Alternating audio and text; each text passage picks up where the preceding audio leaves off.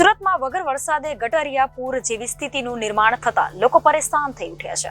કાપોદ્રા વિસ્તારમાં આવેલા લક્ષ્મણનગર વિસ્તારમાં ગટર લાઇન ચોકઅપ થઈ જતા ગંદુ દુર્ગંધ મારતું પાણી બહાર નીકળ્યું છે। છેલ્લા 1 મહિનાથી આવી સ્થિતિ યથાવત રહેતા લોકો હેરાન પરેશાન થઈ ગયા છે।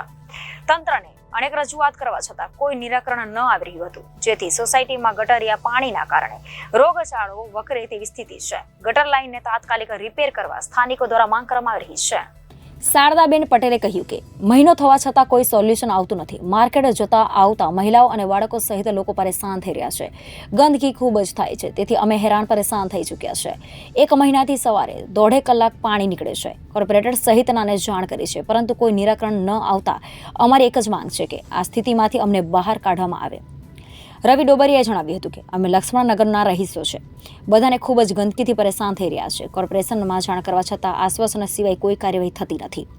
માર્કેટ છે, નજીકમાં ટ્યુશન ક્લાસ છે અને 2 વાડીઓ આવેલી છે। સ્વચ્છ ભારતમાં નંબર 1 જેવું અહીં ક્યાંય દેખાતું નથી। મારું નામ રવિ રામજીભાઈ ડોબરિયા છે। મારે ત્યાં લક્ષ્મણનગરમાં રહેવાનું છે। મારે આ 1 મહિનાથી પાણીનો બહુ જ પ્રોબ્લેમ છે। રોજ સવારમાં 9:30 વાગે ગટર ઉભરાઈ જાય છે અને 1 મહિનાથી બાળકો છોકરાઓ નીકળે બધાને અત્યારે એક તો પછી ગંદકી એટલી થાય છે અને બીજા નંબરમાં લોકો પબ્લિક આ માર્કેટ એરિયો છે અને પબ્લિકોને બી એટલો ત્રાસ થાય છે। આનું કોઈ સોલ્યુશન લાવો તો સારું છે। કોર્પોરેશનને જાણ કરી પણ એ બધા લોકો આશ્વાસન આપે છે કે થઈ જશે। હજી કોઈ કાંઈ ઉકેલ નથી લાવ્યા। આ 1 મહિનાથી પ્રોબ્લેમ છે અને મારી માંગણી છે આવડવા જેમ બને એમ વહેલી તકે ક્લિયર થઈ જવું જોઈએ। શારદાબેન પટેલ। અચ્છા, કઈ સોસાયટી છે? અહીંયા લક્ષ્મણનગર સોસાયટી। શું તકલીફ છે? તકલીફ પાણી ઉભરાય છે 1 મહિનાથી, એનું કોઈ સોલ્યુશન આવતું નથી। બાળકો અહીંથી પાણીમાંથી રોજે રોજ જાય, બાઈઓ જાય, શાકભાજી લેવા જાય, આખો દિવસ માર્કેટ છે, મોટી માર્કેટ છે, બરાબર।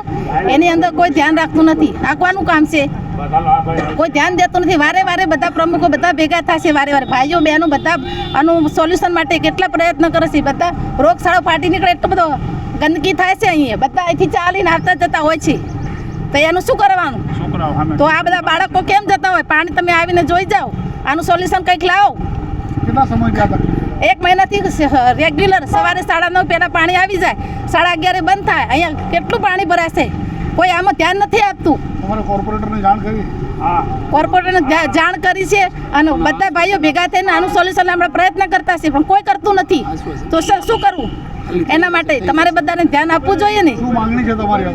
અમારી માંગણી આનું પાણીનું જવાનું સોલ્યુશન કરો તમે તાત્કાલિક।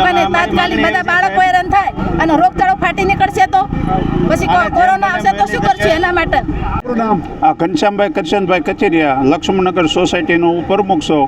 આ છેલ્લા 1 મહિનાથી અમારે આ ગટર ને ટોમલાન બંનેમાં પાણી ઉભરાય છે અને આ બાજુમાં 2 સોસાયટીની વાડી આવે છે અને એક ટ્યુશન ક્લાસ આવે છે અને માર્કેટ હોવાથી રોજ મહિલાઓને, છોકરાઓને, મોટાને બધાને આવવા જવાની તકલીફ પડે છે અને એક બાજુ રોગચાળાનો સમય હાલે છે અને એક બાજુ આપણે સુરત મહાનગરપાલિકાને સ્વચ્છ ભારતમાં 1લો નંબર આપ્યો, તો મેયર સાહેબને નમ્ર વિનંતી એકવાર આવીને સ્થળ તપાસ કરે। અમે અનેક જગ્યાએ રજૂઆત કરી છે, પણ કોઈ આનું નિરાકરણ આવતા નથી। આવે છે, ફોટા પાડીને આશ્વાસન આપીને વયા જાય છે। શું માંગણી છે તમારી? આ જલ્દી આ પાણી બંધ થઈ જાય ને સફાઈ વ્યવસ્થિત થઈ જાય। Reporter Hitesh Prajapati, Janadesh news, Surat.